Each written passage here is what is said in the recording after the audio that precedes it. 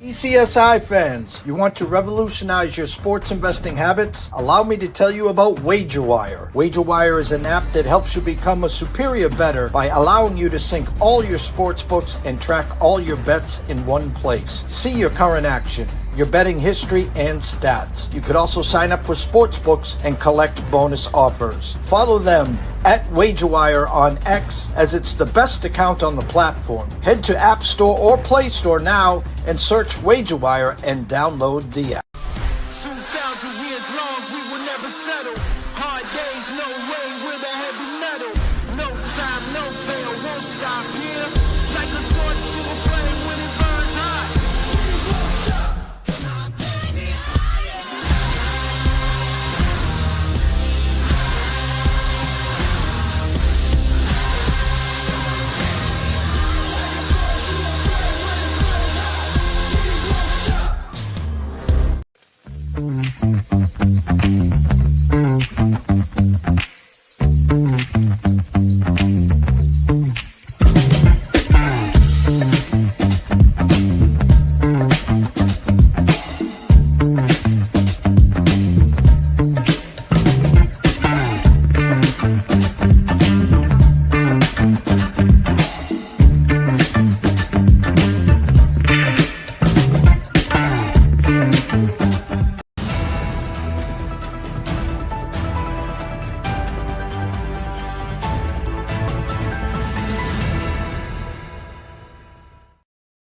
Good morning, sports fans from all around the globe. I am the host, Jeff Dawson, East Coast Sports Investors, and it's that time of the week for the NCAA Insiders Midweek breakdown. Got some great games on the slate. The headliner, can Coastal Carolina take down the Demon Deacons at Wake? Currently, Vegas has Wake Forest minus 170. You can grab Coastal Carolina. I think the Chanticleers, if I remember correctly, around plus 130. So we'll bring the boys in. We'll talk about the midweek games, what they saw last weekend, and maybe ask them what they thought of the Masters. But we'll get to that in 1 second. A shout out to our proud sponsors and partnerships, WagerWire. Head on over to Google Play, download that app. It is free. Viva Tequila Seltzer, 6 flavors in all. The East Coast is cuckoo for coconut. Atlanta Steaks and Seafood.com. Introduce yourself to Terry Smith at Facebook. Head on back to AtlantaSteaksandSeafood.com. Steaks, chops, seafood, appetizers, wines. Terry's got it. He's also got 4 subscription plans. Set it and forget it. Every 30 days, Terry will send you a box of protein for the month, and you'll only need an extra tank of propane. That's what I do. So without further ado, Mr. Matt Grissom, Mr. Quentin Mills on assignment, and Mr. Nick Hathco. What's up, boys? On assignment. At the beach. What's up, Jeff? What's up, Jeff? I'm going to, obviously, we start this segment with a weekend recap, what your eyes saw, but I'm just going to do a quick round robin. Matt, were you watching the Masters on Sunday, and did you have any skin? I hope you had a Rory ticket. How'd you make out? I did pretty well on the Masters. I don't typically bet a lot of golf. I bet like 3 main tournaments each year: the Waste Management, Sawgrass, and then the Masters. So, yeah, Rory came out ahead. Shout out to all the guys on VSiN that I just kind of piggybacked off their picks and rolled Rory. It was a sweat, though. Rory just looked like he was going to give it away. He had the whole world on his back when he finally won. You could just feel like that inner body experience, like just relieve him. And as I was talking to Nick backstage, I'm the #1 fan of the president of his fan club. Immortality, last person that had completed the slam, Tiger in 2000. So welcome to the club, and free rolling the rest of the year. And the British Open, or the Open as they say, an hour away from his house. So he'll have a home court advantage there. Q, any Masters thoughts? Yeah, I hit a couple bets. I had Rory and Scheffler top 10 in a parlay for nice 160. I had Corey Connors top 20. And that hit. Corey Connors always plays pretty well when people count him out. Not a fan of Rory winning. I have my own thoughts about Rory, but nonetheless, he did cash my top 10 ticket. Nick? Yeah, I threw like darts at a dartboard on this one. I had 22 plays, all for like half units though, but ended up 1.72 units. So I will take it. Basically, what it does for me, like I'm kind of like Matt, where I'll watch basically the just main tournaments throughout the year. So this just having some bets on it just made me another reason, just more invested in it. So that's kind of that's just kind of why I did it. So I was interested in so many more players and just kind of the top guys. Matt, what did you see over the weekend in NCAA baseball? It seems like the Tar Heels have woken up. Are they a threat right now? Yeah, I think North Carolina, Clemson. I don't know about Florida State and Wake. They're kind of Jekyll and Hyde right now, but the ACC overall looks pretty decent. I thought Arkansas was going to lose the series to Georgia. That was tough. Good to see. I guess if you're going to take something positive away from the loss, is you lost 2 games by 1 run, and 1 came in the 12th inning. I like where we're at, though. I'll get into some metrics here in a little bit, but overall, I think this was just kind of another average weekend in college baseball. A couple upsets, but I think you're seeing now kind of the separation from the teams that are legit and the teams that may just be like sleeper alert to pull an upset over a weekend, but once they get in a regional, super regional, they're not going past it. Q. Yeah, I'll tell you a team I got to tip my hat to. Smitty was on them, guy from College Baseball Insiders, Auburn. I thought Auburn's pitching was going to, outside of Sam Dutton, struggle this year, and they have not. Cade Fisher struggled last year for the Gators. Kind of said he had some anxiety out of the starting rotation and felt like he was better as a reliever. Transfers to Auburn, and the guy throws a gem against LSU, who has, a juggernaut offense to say the least. Auburn looks, if the pitching can hang on, Auburn looks like they can make a deep run like they did back in 22, the year Ole Miss won. They're a team that I've got to own up to. But good showing from Arkansas, even though, like Matt said, in a series loss, that was a coin flip either way. I don't think anybody losing that series in that fashion drops by any means. And Tennessee's still chugging along. Nick's guys, Florida still on the ICU floor. We're still living. We've got the IVs flowing, but we'll see how long we can go. Mr. Hathcote. Yeah, props. Kind of a team that's been quiet. TCU. Kansas was the top of the Big 12, and then TCU just swept them at home. Tommy Lepore looked great over the weekend. Caden Parker finally looks healthy again. And they're kind of separating themselves. Like the Big 12 it's sort of like the Big 12 in football, where it's just like they are beating up on each other every single weekend, and it's like nobody wants to take the top spot. So I think TCU, though, could be that team that kind of separates between them. West Virginia hasn't played the toughest schedule, but I think they're tied for first right now. I still believe a lot in Arizona. So the Big 12 could be TCU's, which none of us picked preseason. They didn't start the year extremely well either. Like they played in some very difficult tournaments. Like you have to give them that. So they kind of took some of those losses and kind of slept through, I guess, the last, month and a half. Just they haven't been talked about a lot. And now this was a weekend where it's like, hey, look, we're still here. So I got to give them props for that to jump on top of the Big 12. I'm going to throw this out to all you guys. We talked last week about the Aggies, and that was the team we were expecting, kind of woke up. I don't need to ask for any more UConn updates here, but I'm throwing this out to you guys. Can I get an Aggies report from anyone? Staying alive. I think it's the easiest way to say it, right? The talent's there. We've said it all year long. There's a reason everybody had them kind of as a preseason favorite up there with Tennessee and Virginia to win the national title. And we talked about it, right? There were 3 teams kind of in limbos: Florida, UVA, Texas A&M. One, maybe 2 of them was going to kind of show out late and be maybe last year's Florida team. And Texas A&M, I'll say it again, it's crazy how one player mattered on a team that was still stacked with Caden Sorrell. I mean, the guy is just – you want to talk about Golden Spike's best player in baseball. Like, he's definitely made a case in his early return. He's the MVP of that team, and they're still rolling and still alive because of him. Matt? Yeah, they looked like they were going to lose Game 3 against South Carolina, and then two grand slams in the same inning to cover the run line. I just can't beat it. If you were on the other side of that and you're on suicide watch, I'm telling you, I don't blame you. Aggies travel to Fayetteville to take on the Razorbacks this weekend. That should be an interesting series, to say the least. All right, well, I'll stick with you, Matt, before we get into the games this week, midweek here. Give us your Arkansas update.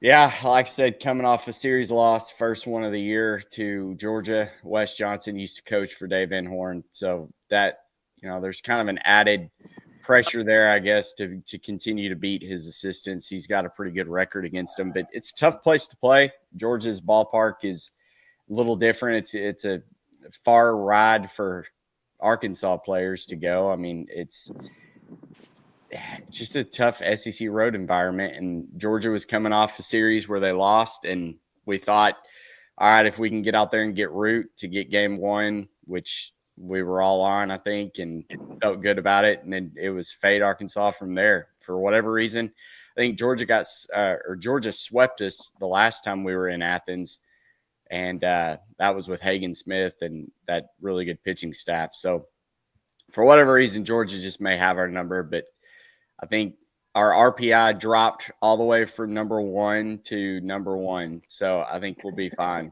Just got to take care of business with Texas A&M this weekend. Q, Florida? Like I said, the doctor hasn't come out to talk to the family yet. We're still hanging in there. Much needed sweep against Missouri. Each week I feel like it's kind of playoff baseball, and I felt like that last year. It's definitely stressful, but we'll take wins where we can get them. So big week next weekend. We pretty much have to win every series moving here, and we probably need to add one more sweep somewhere in the fold to have a really good shot at the 13 wins. So we'll see. And, of course, the Tennessee Vols and Mr. Nick Atcote. Yeah, great series. At Ole Miss in Oxford, that's a tough place to play. So taking 2 of 3 is always good. Liam Doyle on Friday again, in his return from where he transferred from, was basically what Liam Doyle has been all season. Stellar again, great performance. The issue here, what I'm seeing is Marcus Phillips that's 2 bad outings in a row against A&M and Ole Miss. He had an ERA of 2.08 going into the A&M series. So I'm not sure these last 2 weeks if just something is off. But he's kind of struggled because you can't keep dropping Saturdays. And it wasn't even close, really. Like Tennessee it was like the game looked close, but it never felt like Ole Miss was going to drop that game. And then Sunday, Tegan Coons again, true freshman, looked great on Sunday. Ended up getting taken out. Bullpen kind of let up the lead, but then the offense kind of responded. Hey, Gavin Keelan is great. It's awesome to have him back in the lineup. And then Andrew Fisher is another transfer from Ole Miss, went back home, got on base 7 times, went 4 for 10. So great outing from him. But yeah, the biggest takeaway is we need Marcus Phillips to step back up on Saturdays. And then AJ Russell, it was weird. They didn't put him on the injury report for the weekend, but he didn't throw it all. So I think that's a good sign moving forward that at least he's off of Tennessee's injury report, which means we could possibly see him in the weekend rotation starting next week. I'm at wagertalk.com. Currently, as I said earlier, Coastal Carolina at Wake Forest, currently I'm going to use Heritage right now. Heritage has Wake Forest minus 170, Coastal Carolina plus 124. Western Kentucky at Louisville minus 225. South Florida at Florida State. Florida State only minus 495 today. Oklahoma at Oklahoma State. Oklahoma State opened up minus 135, now minus 155 against the Sooners. Here's a good one. Dallas Baptist at TCU. TCU opened up minus 150, now minus 170. We don't have to get into UT Rio Grande against Texas. That's minus 425. Oregon State, UCLA. The Beavers, Oregon State, minus 140 at UCLA. And Grand Canyon at Arizona. Arizona opened up minus 185, now minus 205. Matt, midweek card. Don't gloss over UT Rio Grande Valley. I was just about to say that. Yeah. They're kind of like upset special, and Texas has already gotten beat by an in-state team. It was at Texas. It was at Texas State. Yeah. And UTSA got them. Plus, I'm not ready to rush out and say, okay, buy Texas to win it all, 15-1. I sent it in the group last night. Their numbers are not very good. I mean, they're top 50 in both hitting and pitching, but I think it's like 41 and 44. I need to see more out of this Texas team. They're going to continue to play these tough SEC series. They probably should have lost to Kentucky this last weekend in that series. They somehow get the series win, but Texas is a team just pump the brakes on. If there was a team right now I'd want to go bet, it may be Auburn or Ole Miss over Texas. But yeah, I'm looking at that one. And then this Georgia Tech Georgia game is going to be compelling to me. It's JT Quinn, who pitched a lot this weekend against Arkansas. He's going to go against Brett Barfield, a lefty. Georgia did struggle against left-handed hitters, so that's going to be something to watch. Georgia moved back into the number one spot in weighted runs created. They're the number one team. Arkansas has dropped to number 2, but they can still hit. They are playing at Truist Park, so it's going to be more pitcher-friendly. So I'm waiting on a line on that one. That's probably one, though, that I'll have on my card. And then you said another one that intrigued me. Let me look up real quick. Other guys, if y'all want to step in while I'm looking this up. Western Kentucky. The Hilltoppers are really good. They're like top 20 in both hitting and pitching, really well balanced. Louisville is night and day. Jekyll and Hyde, whatever you want to call it. When Patrick Forbes, the second best pitcher in the country, is on the mound, their offense is lethargic. When he's not, they'll put up 23 runs, 28 runs, whatever. I sent it in our group. They can't do that when Forbes is on the mound. I don't know, for whatever reason, they can't score runs. So this is going to be a tough matchup for them in a midweek. Western Kentucky taking on Louisville. Q. Coastal Wake over, I believe it would have opened up at 13.5 runs there. Both teams can hit the ball. Pitching, Coastal has looked better than advertised, at least in terms of the preseason, but Wake should be able to hit them pretty well. I mean, they're not elite by any means. And then the UT Rio Grande, that's a team that we can't sleep on. And then Dallas Baptist, the midweek Assassins. I'll tell you, they'll drop a weekend series when they shouldn't. But I'd be lying to you if they weren't one of the best midweek teams in the country to back, especially when they're playing those in-state teams. And it's. I think we're going to have a play on that. And then the last one is Oklahoma. What are they, plus 130 against Oklahoma State, who is not a great Oklahoma State team, in my opinion. Oklahoma is the far superior team. I've got to think in a rivalry spot, they're going to flex their muscle a little bit, even though it's on the road. Nick? Yeah, I already played Virginia Tech ETSU over 12.5. ETSU has the second most home runs in the country right now. That ballpark is like, people say Tennessee is a place to hit. Man, ETSU up in Northeast Tennessee is basically the same way. Ball flies there. Virginia Tech has a great offense. Didn't really show it this weekend, but I think that was more because of Florida State's pitching than it was Virginia Tech's hitting. We've seen them go off like they did against Wake Forest 2 weeks ago, who has a great pitching staff. And like I said, ETSU, I trust their offense. So I think this goes over. Yeah, Oklahoma, I'm riding with Q here. I don't know why. I think the wrong team is favored. I get it's at Oklahoma State. But if this was a neutral site, or if this was at Oklahoma would be like minus 160, I think, or minus like 130. So I think that number is just way off. And then speaking of Jekyll and Hyde with Louisville, I don't hate that over either. 12.5 for Western Kentucky Louisville. The way Louisville's been swinging the bats, they put up almost 40 runs this weekend. So I think that could be another one to kind of take a look at. And then I also would lean that Coastal Wake over 12.5 because Coastal's pitching has been good, but that's during the weekends. Their pitching has not been great during the midweeks. So, yeah, I think Wake can get theirs. Coastal's offense will get theirs. So I think this is something like it's probably like an 8-6 type of game. As we always wrap up this segment here, we're going to go around the horn. I'm hoping to have you back, obviously, on Friday at 11 o'clock. I will be in the Central Time Zone. So in other words, I will be 1 hour off of the left coast and Vegas and Mr. Smooth. Matt, what are you East Coast, Matt? 2 hours. 2 hours. Okay. I'm Central, so you'll be in my time zone. All right. So we might do some juggling to try to get you guys on, of course. And also something to mention, most of the games start Thursday. Most of the series begin Thursday this week. Okay. So, that's right. It's Easter weekend. Are they playing on Easter Sunday, guys? There'll be a couple games. But not the majority. Yeah. All right. So, Matt, where can they find all your work? collegebaseballinsiders.com and at Grissom on X. Go check it out. Q? At Q Millie, 3 L's, 2 Y's, at NCAA Insiders on Twitter. And then our Discord, our Dub Club can be found on any one of our Twitters. The link should be right there. Take you directly to our page. And last but never least, Mr. Hapcoat.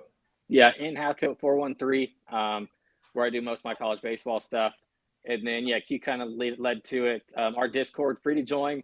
We've already got people in there putting their plays up for today, just to kind of help other college baseball fans out. So it's a great place to kind of communicate with other fans that you might not ever get to talk to otherwise.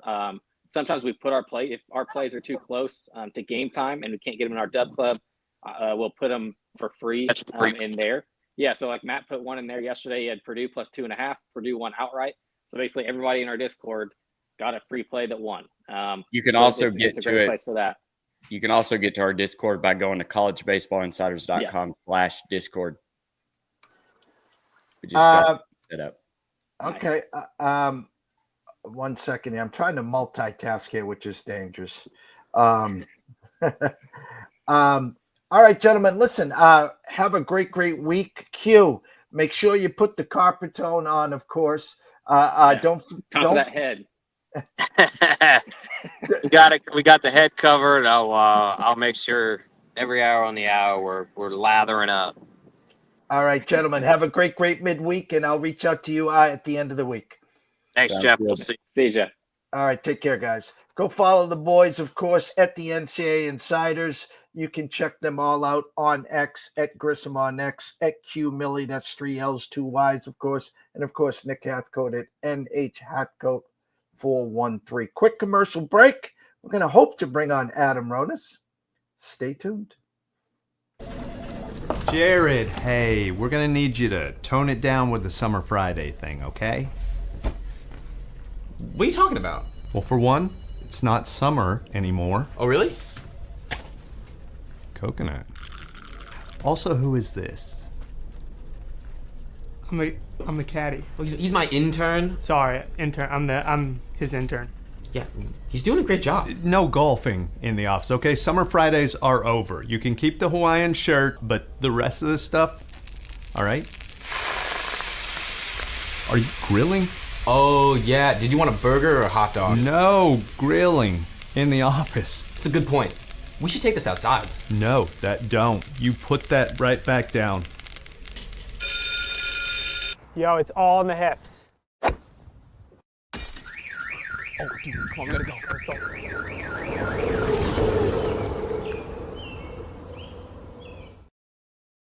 All right, making his second appearance here. Hopefully, we'll be doing a lot more shows with Mr. Adam Ronis. Go follow him on X at Adam Ronis, of course. You can catch his work at MB Fantasy Life. That's Matthew Berry. Sirius XM Fantasy, of course, a partner with Dub Club. Let's see if we can make this happen. Mr. Adam Ronis.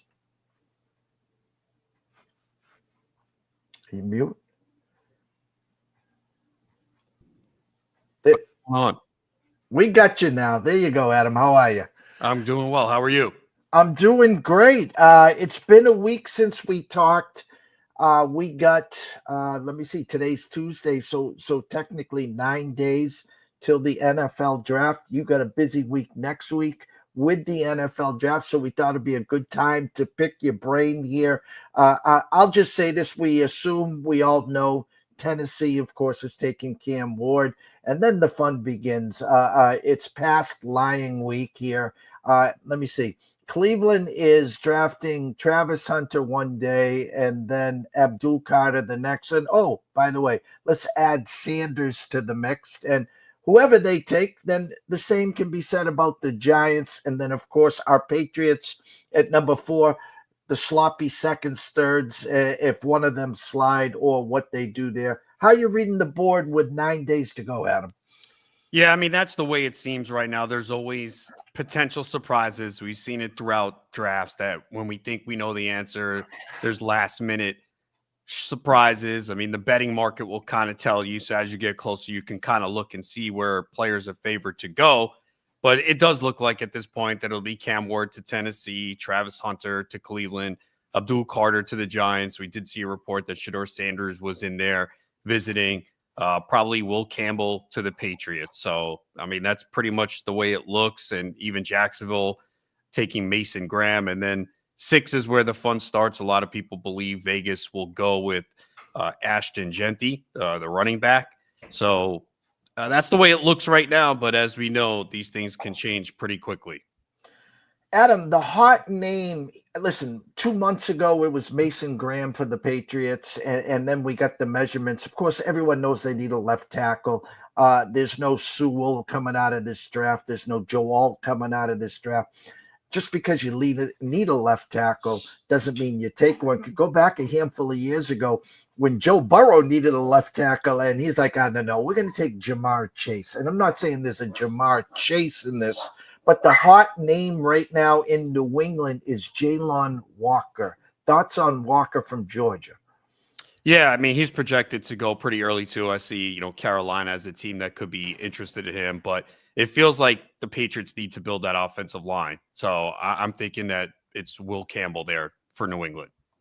So we get to Vegas, as you said. A lot of people put Ashton Genty there. They technically need a quarterback, a long-term one. They bring Geno Smith in. And the point that I'm trying to make here at 9 is the Saints. So they've been basically technically thoughts that they might take Sanders there. Now you're almost playing poker at this point, Adam, because if it goes Cam Ward, Travis Hunter, Abdul Carter, the Patriots are sitting at 4. The Raiders are the wild card. They could shock the world and take Sanders here. If you're the Saints and you want Sanders, do you give up that draft pick, move up to 4, swap with the Pats, and just get it done? Or are you playing poker there, Adam? I think you're playing poker for now, especially. I'm surprised that the Derek Carr news came out. I thought they would try and wait as long as possible, especially with the draft coming up. And this way, teams wouldn't know that they were that interested in a quarterback. So, it all comes down to, do they think there's a team that's going to jump in front of them and move up to take Sanders? And at this point, it doesn't look like it. It doesn't seem like there's much interest there. So they might be fortunate that Sanders just falls to them at 9. That's if they have him that high on their board, though, too. Hearing the name Jackson Dart, hearing the name Jalen Milroe, who accepted an invitation to go to the draft on Thursday. Is there a possibility that 3 quarterbacks do go in the first round here, Adam? Yeah, there's a possibility. I mean, look, this is not a good draft for the quarterbacks. It's just not. We know that there are always teams in desperate need of a quarterback, and they just take whatever's there. But you're seeing it. There's just not going to be a high demand for quarterbacks in this draft. That doesn't mean that you can't get 3. The key is, does Sanders go at 9 to the Saints? If he does, then you'll probably see Jackson Dart go later in the first round. And the next team projected potentially for a quarterback is the Steelers. Do you think Sanders is gone? Do they get into the Jackson Dart or do they take a swing at a Milroe there? That's the most likely landing spot. Obviously, we're still waiting to see if Aaron Rodgers is going there. I think most people believe at this point he probably will, but that's still not their future quarterback. So the Steelers definitely are in a position at 21 to take a quarterback, and it could be Jackson Dart. I'm done with the diva and Rodgers. I know he tried to make a pitch to Minnesota. Hey, let me be the bridge to J.J. McCarthy. He was holding out for the 49ers. Hey, don't pay Brock. Let me take you to the promised land. I am so done with it. Kirk Cousins potentially still available as well. What is your thought process on Aaron Rodgers? Now, we had glory days with Aaron Rodgers in fantasy. I'm past him even in fantasy, but the theatrics, this should have been done months ago, and he's still doing the diva stuff. Are you a Rodgers guy, or at this point you put the earplugs in? So I am not a Rodgers hater like other people. I did watch that documentary on Netflix. I actually thought it was interesting. So I think he kind of gets a bad rap, but holding up this situation now is definitely ridiculous. Just make a decision already. It's not fair to the Steelers and the rest of the teams. As far as fantasy, yeah, he's not someone you could look at in fantasy anymore, because those years that he was putting up big fantasy numbers, he was getting 35 to 40 touchdowns, and we know he's not going to run. It's not going to happen anymore. Although I think if you ask most people what his final line was last year, they would get it wrong, because people act like he played awful, and he wasn't good, but he had 28 touchdowns and 11 interceptions. So he played better down the stretch. He's certainly an upgrade on what the Steelers had. I still think he can play. He's not going to take you to a championship, though, but the Steelers definitely don't really have any other options at quarterback right now. So it would just be nice if he just made a decision so he can move on.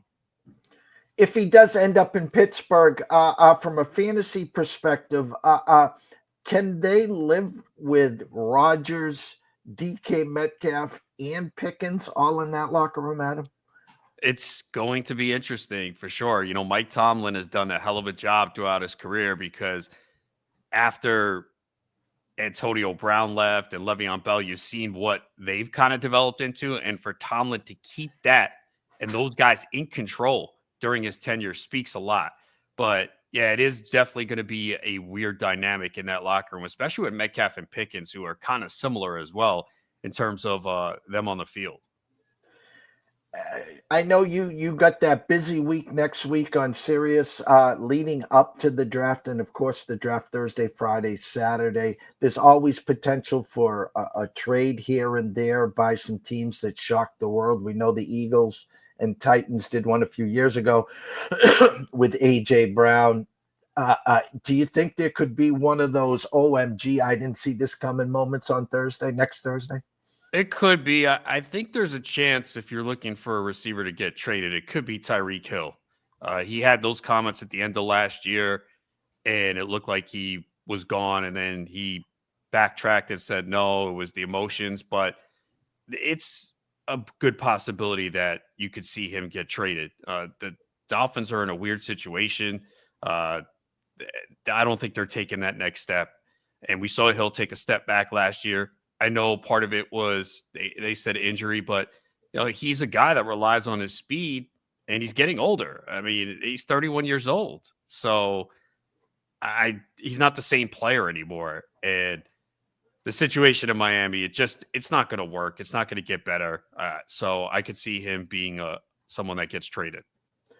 Last question of football. I'm going to stay with Miami for a second. We know Tua, potential injury prone. We've seen the concussions.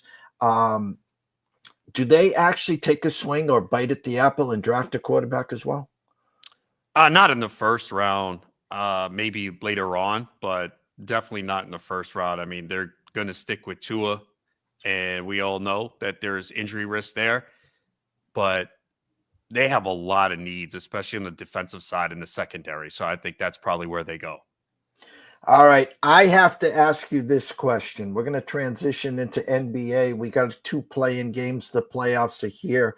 About 6-7 weeks ago, I was leaving Boston Garden with my buddy, and I was like, "Hey, pull up your DraftKings app. Let's put in a couple $25 parlays. Let's try to have some fun here." And the Florida Gators to win the national title at plus 800. We checked that box. Rory McIlroy to win the Masters plus 750. We checked that box. This was a $25 to make 17,800. We have OKC just to win the West at minus 130. And then that will get us through May. And then the carrot on top is we have the Red Sox to win the division, the AL East at plus 425. They're currently plus 290 on FanDuel. My first question to you, with the brackets the way they're situated, OKC is minus 165 to win the West. Currently the favorite to win the NBA. I think that might have something to do with Jaylen Brown's knee, which we're all unsure of. Thoughts on OKC and winning the West, Adam? Look, they have a good shot. I think there's a lot of people out there doubting them right now, just because they feel like they don't have the experience. They did have postseason experience last year, but they haven't gone deep. Also, I think there's some concern. Okay, what if teams limit SGA? Who's going to step up for Oklahoma City? But they've shown all year it doesn't matter. I mean, this team has a lot of depth. They're really good. They play excellent defense. They're well coached. So they should be. I mean, they dominated the West. Now, there are interesting scenarios, interesting teams out there. We know that there's a lot of rest and injuries during the regular season. So that's why you see some of those other teams well below them in wins.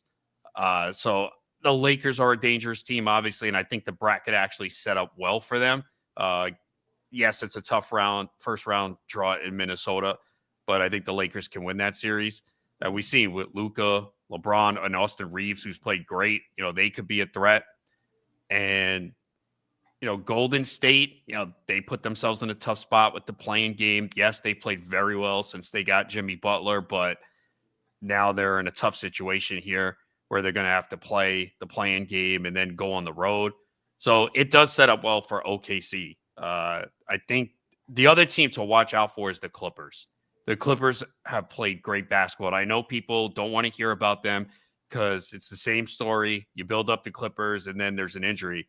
But Kawhi Leonard is playing great basketball right now. He's been able to play 38, 40 minutes. They've been the hottest team down the stretch. So that will be really interesting. The Clippers get Denver in the first round. So I think that's a team to watch out for as well. But yeah, OKC should be favored, significantly. And a lot of it, as you know, in the playoffs, it comes down to matchups. You just got to hope that if you take OKC, that they get the more favorable matchups. But as a team I've liked now for a couple of years, and they put it all together this year. And getting Hartenstein was a big addition to the team. Chet Holmgren being healthy, I love Jalen Williams, so it's a really good team. So we're under the assumption potentially upsets can happen. OKC, you taking the Clippers over the Nuggets? Yeah, I am. I think they win that series. Look, it's hard to bet against Jokic, best player in the sport, and how good they are, but they just had the coaching change a week before the playoffs. Not ideal.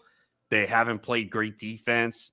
I just think the Clippers are in a good spot here with the way they're playing.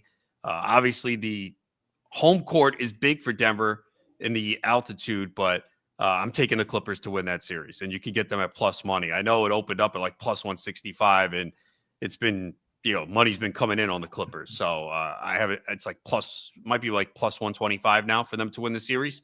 But yeah, I do like the Clippers to beat Denver. So I assume we're looking at a Lakers, Rockets, and Clippers, OKC potentially as the semifinals in the West. Potentially. I mean, I don't know. The Rockets could lose, depending if it's Golden State and Houston. That's I could see Golden State winning that. I do have the Lakers winning the first round against Minnesota, but yeah, I mean, you could see OKC Clippers in the second round. That would be a hell of a series. Yeah, I'll be sweating bullets Yeah. there for sure.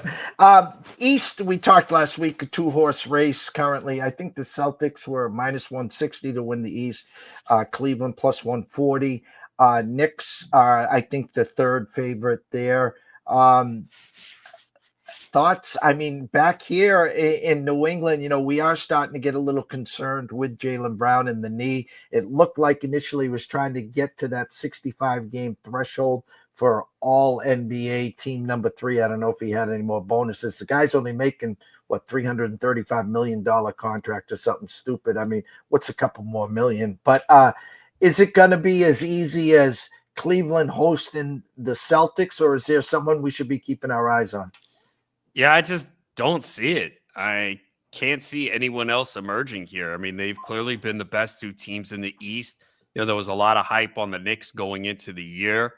They have some really good pieces, but the bottom line is whenever we've seen them play a top team, they can't win.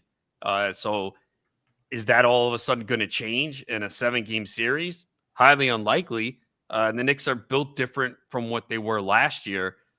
I don't buy anyone else. Milwaukee has played better. There's a possibility maybe Damian Lillard comes back, but I don't think they have enough either. I mean, clearly Boston and Cleveland have been the 2 best teams in the East, and they are definitely on a collision course.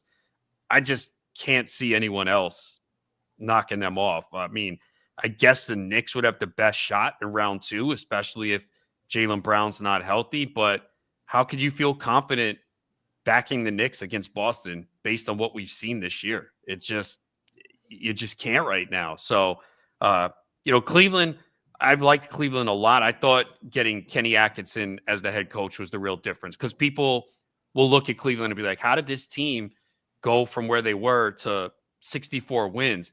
And Atkinson was a big part of it, and also the emergence of Evan Mobley. We knew how good he was, and he took another big step this year. So I'm not surprised that Cleveland is one of the best teams. Maybe 64 wins is a big surprise, second most wins in the NBA, but they had the ingredients and the components there. Atkinson came in and kind of changed things a little bit, but I think we're headed for a Boston-Cleveland Eastern Conference final. I wouldn't be shocked by some things in the West. If you would have told me Clippers go to the conference finals, Lakers go to the conference finals, I wouldn't be surprised by a lot of things in the West. I would be surprised if we don't get Cleveland, Boston in the Eastern Conference Finals. Looking at the play-in games tonight, Adam, Atlanta at Orlando. Orlando opened up 5 with a 218.5, now 5.5 with a 218.5. And then at 10 o'clock, Memphis Golden State opened at 7 with a 232, now 228 and a 7. Anything, you got anything, props, anything in pocket, any leans tonight in the NBA? Yeah, I'm looking at some props. I think someone I'm looking at here on Atlanta is Karis LeVert. They're going to need him in his offense in this matchup here. He's faced Orlando 3 times this season, and he's gone over his prop each time, 16.5 points plus rebounds. If you look at his game log, you'll see there are a lot of games where he's playing 25, 26 minutes. But against Orlando, the 3 games, he's played 32, 30, and 28 minutes. So I expect him closer to 30 minutes. And Orlando likes to play slow pace, half court. Atlanta likes to push the pace. So it's going to be interesting to see what wins out here. And that's why you see the low total. So it's 2 contrasting styles, but they're going to need LeVert's offense in this game. And the one thing in the playoffs, the rotation shorten. Your starters are going to play bigger minutes. And yes, LeVert comes off the bench, but he's going to play 30, 32 minutes because they need his offense. So I think that's something to look at. And there's a lot of things in the Golden State-Memphis game. You obviously want to look at the stars. The numbers are kind of high as well in that game. I think Curry, 10.5 rebounds and assists. Curry has faced Memphis 3 times this year. The last one, he had 52 points. The other games, he didn't score much. So Memphis is going to look to get the ball out of his hands. Doesn't mean he's not going to have a high-scoring game, but I think you're going to see the assist there And Curry's a pretty good rebounder as well at times. You know, he can get you 4, 5, 6 rebounds. We know the minutes are going to go up. You know, he's probably going to play, I'd say 37 to 40 minutes. We saw him play 38 minutes against the Clippers in that overtime game. But the last time he faced the Grizzlies, April 1st, he had 10 rebounds, 8 assists. That was also the game that he had 52, where he took 31 shots and was 12 for 20 from three-point range. So I think the Grizzlies are going to try and make sure that doesn't happen. Easier said than done with Curry in a big game. But, yeah, I think you could see Curry in the rebounds and assists over 10.5. So, but, yeah, that's the game that's more appealing for props. You have the higher total, more of an opportunity to see a faster pace. Hawks Magic, it would be surprising if you see a high-scoring game. Again, that's the way Atlanta likes to play, but Orlando's going to try and slow it down.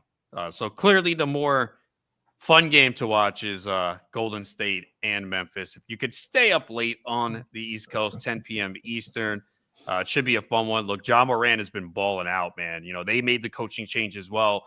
Things have changed for them. You've seen Zach Edey on the court a lot more as well. You know, that's a prop that I'm kind of looking at too. I'm trying to determine. We've seen Zach Edey played off the court at times this year, but lately with the coaching change, Edey's played big minutes. If you just look at his last few games, 33, 30, 31, 29, 28, 32, he was averaging about 20 minutes per game on the Taylor Jenkins. So we know Golden State struggles against bigs, and he played the Warriors in that game, April 1st, I was just alluding to. He had 16 rebounds in that game in 32 minutes. So the rebounding prop for Edey could be something to look at. I mean, look at his last few games, 16, 9, 19, 21, 13, 16 rebounds. So I think the last I saw was about 10.5. So that's something on mine as well. Just worried that if they go small, if they play him off the court, but they didn't last time. They've been sticking with him. So that's the game that's more appealing for props. And you said something I want to add to it because I think it's very important.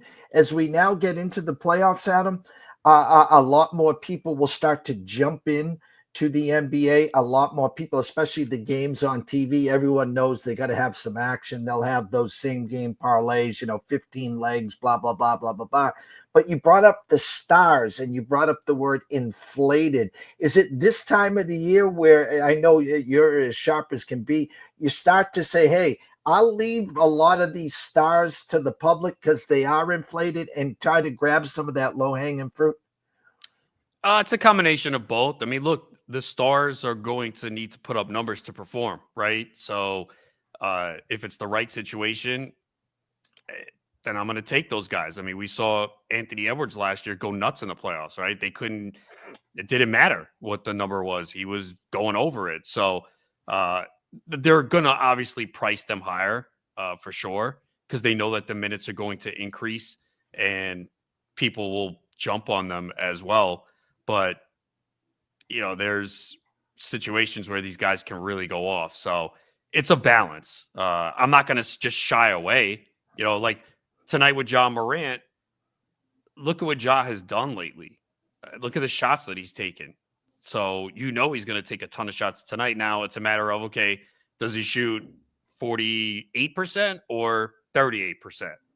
And that's really the big key. But since the coaching change as well, he's been way more aggressive. I mean, he's taken at least 20 shots from the field now in 8 straight games. He's taking more threes too. That's the biggest thing. If you look this season, he has shot poorly from 3. He's a 30.9% from 3-point range this season. But if you go look at the last several games, he's 2 for 8, 5 for 13, 4 for 10, 3 for 7, 5 for 8. So he's taking more threes and he's hitting more threes. It's still only a 5-game sample, but in that 5 games, he's shooting 41.3% from 3-point range and taking 9.2 threes per game. So he also, it's a good matchup for him against Golden State. They really can't defend him well. He had 36 points in that game on April 1st against Golden State. He had a one bad game against them. He played 17 minutes in a blowout. They won by 51. So he played 17 minutes, scored 9. So you got to throw that one out the window. But he typically does very well against Golden State. And so if you love Morant, I'm not going to say don't take him because it's 26.5 points. It is a high number, but he's been going over that lately. So it really comes down to each individual circumstance. I'm still willing to bet the Stars if I feel the matchup is right and they can get to that number. We're 2 weeks in the MLB. The wild west out in the NL, where the Dodgers start out 8 or 9-0, and they've come crashing back. They won 5-3 last night. The surprise out there, the Giants, the San Diego Padres. You still get the Diamondbacks, of course, in fourth there in the NL East. The return of Strider this week. I think Juan Soto hit a homer yesterday for your Miracle Mets here. Just what you've seen. I mean, we know, both of us know, with you in New York, me in Cape Cod, Massachusetts here, it's been brutal the last week. It's been rainy. It's been raw. We did hit the 50s yesterday, thank God. My Patriots gave up 2 touchdowns, a field goal, and yada, yada, yada. What have you seen, Adam, so far? Just a 2+ week sample in the MLB. Yeah, offense has been dreadful. I think a lot of it does have to do with some of the poor weather on the East Coast. It's just not favorable hitting conditions. As good as the Mets have been, they're 11-5. They have not hit at all. I mean, you go look at Mark Vientos, Brett Beatty's numbers. They don't even seem real. They're so bad. So the Mets pitching has been phenomenal. I mean, Clay Holmes, good performance yesterday. He was cruising and fell apart a little bit in the 5th, but was able to escape and get the win. The Padres are amazing right now. 11-0 at home, 14-3. And this is a team, too, that didn't really make any moves in the offseason because they have some issues with ownership right now. You see the Dodgers spend all this money. Maybe it's deflating a little bit, but there were rumors about Michael King or Dylan Cease getting traded. That bullpen is ridiculous. I mean, their bullpen has so much depth. I mean, Jeremiah Estrada's the 7th inning guy. He could be a closer on most teams. Matsuyu, they picked up last year, has been great. Morey Hone, Jason Adam, Robert Suarez, who no one wanted in fantasy. Like, he was a guy that people were worried about because there were rumors he would get traded. He was not as good in the final 2 months of last season. And then you look at all the other arms in the bullpen, you're like, yeah, he might not keep this job. He's been great. I think he's got 7 saves. So, yeah, the Giants, as you mentioned, definitely a big surprise right now at 12-4. They do this from time to time, though, right? Anytime you're like, yeah, this team's not great on paper, and then they find a way. So, yeah, the NL West is insane right now, but the offense has been down. You have so many teams hitting in the low 200s, so many players struggling right now. We did see a lot of home runs last night. Mookie Betts, Fernando Tatis, the guys you expect to homer, but the offense has been pretty dreadful right now. So many teams with batting averages in the low 200s. So I think the weather is definitely a factor, but the National League is so tough right now. We have one team in the American League that has double-digit wins, and that's the Detroit Tigers with 10. And then in the NL, you've got 5. So the NL is going to be tough, and that's, as a Mets fan and them getting Soto, spending the money, I was excited, but you're not even sure they're the best team in the NL East. The Phillies are still really good. The Mets beat them last year, but the Phillies have been one of the top teams for years and basically brought back the same squad. And I'm not counting out the Braves. There's no way. I know they're 5-11 right now, but Strider will come back tomorrow.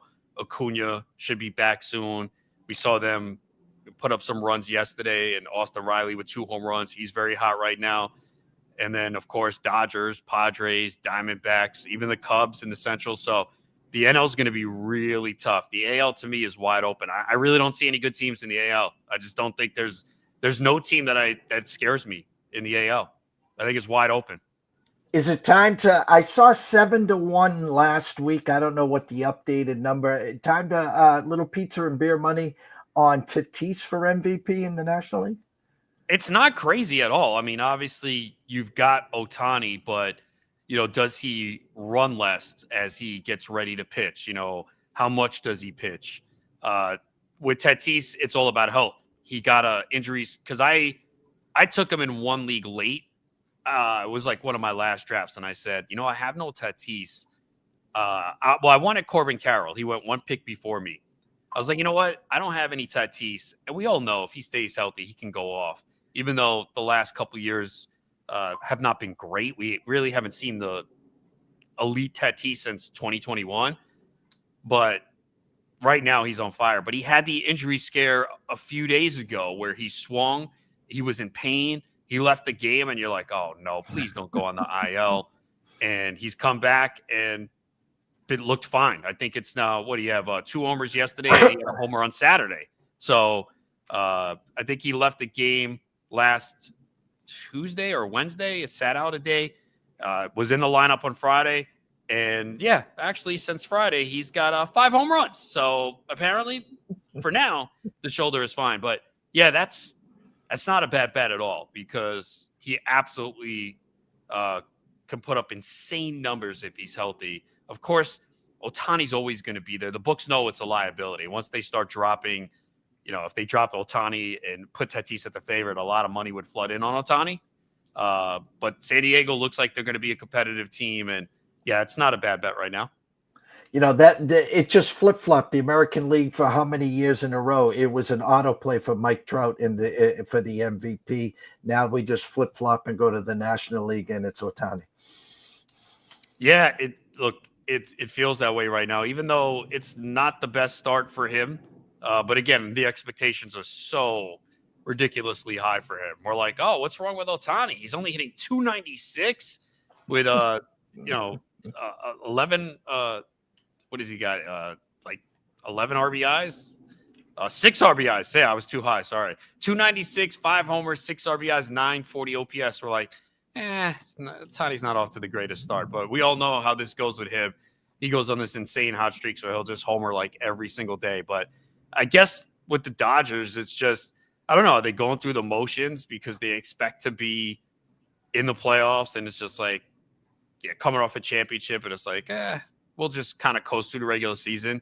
You start to wonder that because if you go look, I saw they were near the bottom in batting average as well, and their 7, 8, 9 hitters as well weren't doing much either. So, but we all know in the end, Dodgers are built for the postseason. Although you look at that NL West now, you're like, you might need to take the regular season a little bit more seriously. Full slate here before we let you go, because I know you got a busy day in front of you. Full slate, any props, any leans, first fives, anything. It's early. It's only 12:06 here, Adam, but you got your eye on anything tonight? Yeah, so make sure, and I said this last week, make sure you check the weather, the temperatures, and I see the wind is blowing out at a lot of places as well. But, yeah, I'm looking at some hitters. I mean, look, Tatis is on fire right now. He's going against Shota Imanaga, but that's a lefty. So you're looking at the Dodgers bats against Ryan Feltner, who somehow has a 2.81 ERA, but we know the Dodgers are going to get to him. Patrick Corbin's on the mound today. The Angels have been hot. I mean, Taylor Ward has been hitting. So Patrick Corbin, a lefty, Taylor Ward you can look at, Mike Trout, those guys have been hitting. So I'm looking at some of those guys in Tampa as well. Yandy Diaz has been pretty good lately. Jonathan Aranda's been hot. That's not a big name that has been getting it done. So, but yeah, I'm looking at some of the, Tatis, the Angels bats. And again, look at the weather as well, because wind's going to be blowing out in quite a few stadiums tonight. Scroller's been going the whole time. Everyone knows on X to find you at Adam Ronis at MLB Fantasy Life, Sirius XM Fantasy. You'll be there all week. Of course, you partnered like ourselves with Dub Club. We always throw you the stage and the mic here to tell everyone where you can find your work and of course your selections from Dub Club. Yeah, fantasylife.com. You could find me writing newsletters there, and also on their Sirius XM show on the Fantasy Sports Channel, Sundays 1 to 3 p.m. Eastern next week. For the draft week, 7 to 9 a.m. Eastern. We'll go to 5 days in July to get you guys ready for fantasy football. And, of course, on Dub Club, giving out daily picks right now for baseball and basketball. So you could find the links on my Twitter at Adam Ronis. I'm always posting the results and links and, discounts at times. And if you guys want to send me a message on X at Adam Ronis. If you're watching the show, I'll get you a discount to get you in on board. Adam, we can't thank you enough. I know you got a busy week next week. We won't interfere with that. Hopefully we can circle up the week after. How's that sound? Sounds good, man. Appreciate it. All right, Adam, have a great week, and we'll catch up soon. Same to you. Take care. Adam Ronis, go follow him at Adam Ronis, of course, and go check him out at Dub Club. One of the best in the business. I love listening to him on Sirius Radio, of course. Been battling him on the NFFC for years, and he does all the sports. That's what makes him the best, and as transparent as they come. Go check him out at Dub Club, guys. You will not. He will take good care of you. I promise you. Quick commercial break, and we'll wrap it up. Stay tuned.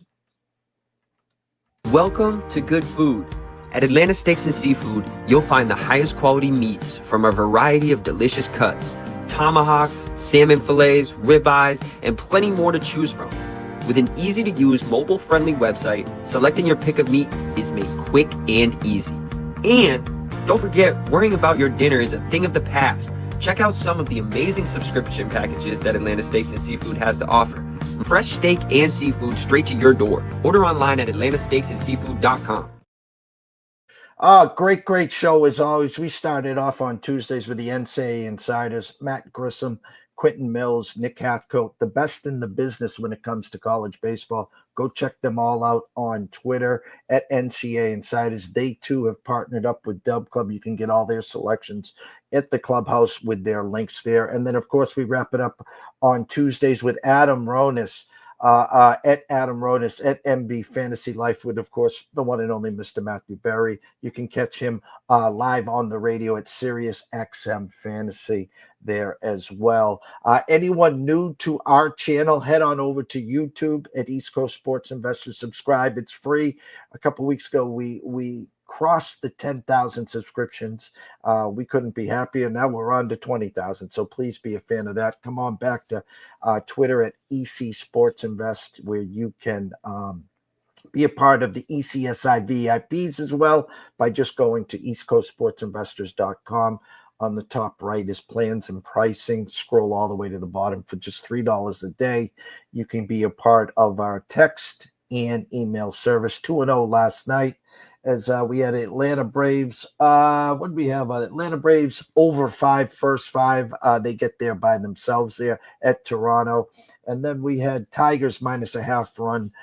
First 5 with Cy Skubal on the mound. We cruised to that. If you want to be a part of the Dub Club experience, go to EC Sports Invest on my profile. There's a link right there for just $2 a day.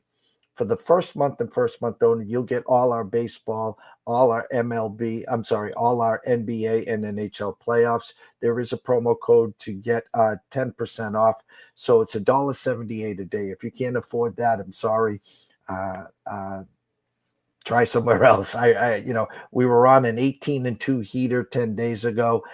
We were +1 unit last week. We start this week 2-0, and we did have Rory McIlroy at +725 pre-flop, which you can have been a part of if you were part of the ECSI VIPs. Tomorrow, 11 a.m., Brady Cannon back.